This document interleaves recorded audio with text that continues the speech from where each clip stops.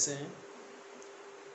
उम्मीद करता हूँ सभी अपने घरों में सुरक्षित होंगे और अपनी क्लासेस को, अपनी स्टडी को जारी रख रहे होंगे। हम जीवाणु जनित रोग इससे पहले हम पढ़ चुके हैं और जीवाणु जनित रोगों को पढ़ने के लिए हमने एक ट्रिक यूज़ में ली थी और उस ट्रिक से हमने मैक्सिमम जितने जीवाणुओं से होने वाले रोग हैं उनके बारे में पढ़ा था। ट्रिक जो थी वो दोबारा रिपीट कर देता हूँ। पंडित जी का टिकट न्यू है। इसमें सारे जीवाणु जनित रोग आज आ गए थे, यानी जीवाणुओं से होने वाले रोगों को हम जीवाणु जनित रोग कहा था और उसके अंतर्गत जो रोग आए हमने उसको एक एक करके पढ़ लिया। पॉइंट्स जो बनाए थे हमने रोगों के, वो पॉइंट्स ही आगे सेम रहेंगे। जैसे सबसे पहले रोग का नाम आता है, फिर रोगजनक, फिर उसका संचरण कैसे होता है, लक्षण क्या क्या होते हैं और बचाव और उपचार क्या होते हैं। इसी सीरीज में हम आज बात करेंगे विषाणु जनित रोग, यानी हमारा आज का जो टॉपिक है वो रहेगा विषाणु जनित रोग। तो विषाणु जनित रोग वो होते हैं जो विषाणुओं यानी वायरस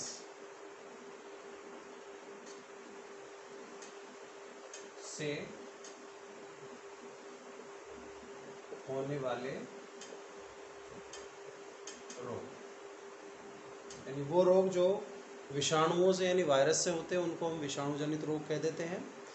और विषाणु जनित रोगों को भी याद करने के लिए हम यहाँ एक ट्रिक बना रहे हैं। उस ट्रिक से होगा क्या कि हम मैक्सिमम ज़्यादा से ज़्यादा जो विषाणुओं से होने वाले रोग हैं उनके बारे में अच्छी तरह से याद रख पाएंगे। वरना होता क्या है कि हमें यही कन्फ्यूजन रहता है कि कौन सा रोग जीवाणु से हो रहा है, कौन सा विषाणु से हो रहा है। कई बार हम रेबीज़ को जीवाणु जनित बोल देते हैं जबकि वो गलत है। रेबीज़ किससे होता है? विषाणुओं से होता है। पोलियो किससे होता है? विषाणुओं से होता है। एड्स किससे होता है? विषाणुओं से। तो ये जो ट्रिक है, इस ट्रिक को आप यूज़ में अगर लेंगे तो आपका ये प्रॉब्लम दूर हो जाएगा।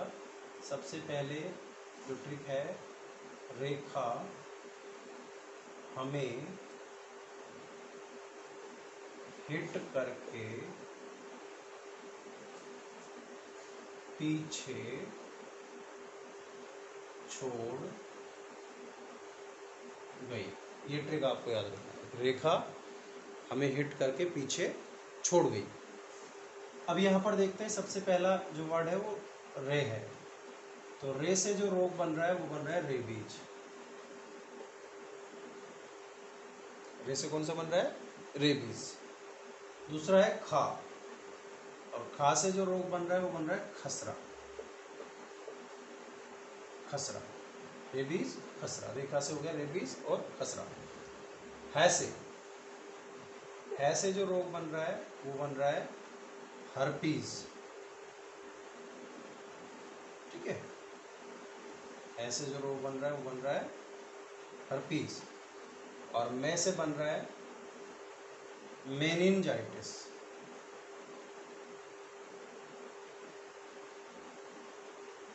ये जो रोग है मस्तिष्क की झिल्लियाँ जो मेनिंग्स होती हैं उनमें संक्रमण से होता है। ये जीवाणुओं से भी हो सकता है और विषाणुओं से भी हो सकता है। ठीक है, यहाँ ही जो है, ही से बनता है हेपेटाइटिस। हेपेटाइटिस, ठीक है। और टे से ट्रकोमा। ये जो रोग हैं इनमें से जो मुख्य प्रमुख अपने सिलेबस में हैं उनको हम विस्तार से पढ़ेंगे आगे। तो यहाँ पर हमने देखा कि रे से रेबीज, खा से खसरा, है से हर्पीज, मैं से मेनिंजाइटिस, ही से हेपेटाइटिस और टे से ट्रकोमा। ये रोग हो गए। आगे देखते हैं, ये जो करके दिया गया है इसका कोई मतलब नहीं है, इसको अपन को गोला लगा देना है। पीछे को हम थोड़ा सा चेंज कर देते हैं, इसकी जगह हम कर देते हैं पोएच। पोएच, पीछे यानी पोएच। तो पोएच जो है उसमें पो से बन रहा है पोलियो। ठीक है, ए से बनता है एड्स, चे से बनता है चेचक,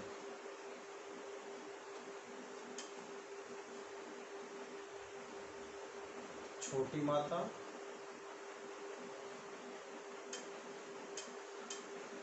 डे से डेंगू,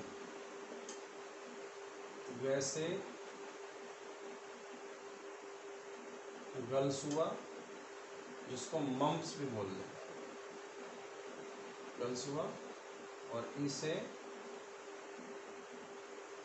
इन्फ्लुएंजा,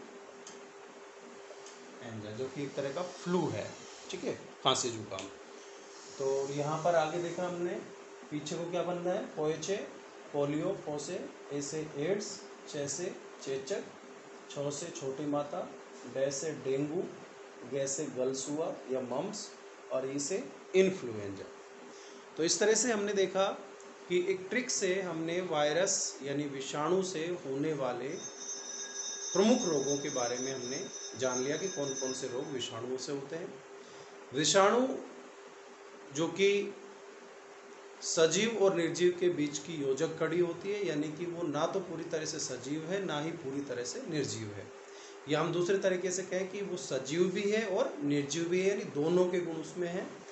जब वो शरीर से बाहर, जीव के शरीर से बाहर पड़ा होता है तो वो निर्जीव कण की तरह होता है, जैसे कोई प्रोटीन का कण हो गया, कोई डस्ट पार्टिकल हो गया, इस तरह से।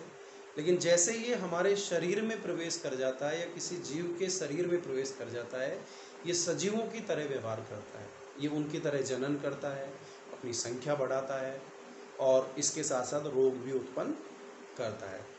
तो विषाणु जो है ये जीवाणुओं से ज़्यादा खतरनाक होते हैं और ये खतरनाक बीमारियां ही उत्पन्न करते हैं, जैसा कि अभी कोरोना जो बीमारी महामारी चारों तरफ फैल रही है, उसका भी जो कारण है वो एक विषाणु है, ठीक है। तो विषाणुओं पर हम कोई विस्तृत टॉपिक किसी दिन पढ़ लेंगे।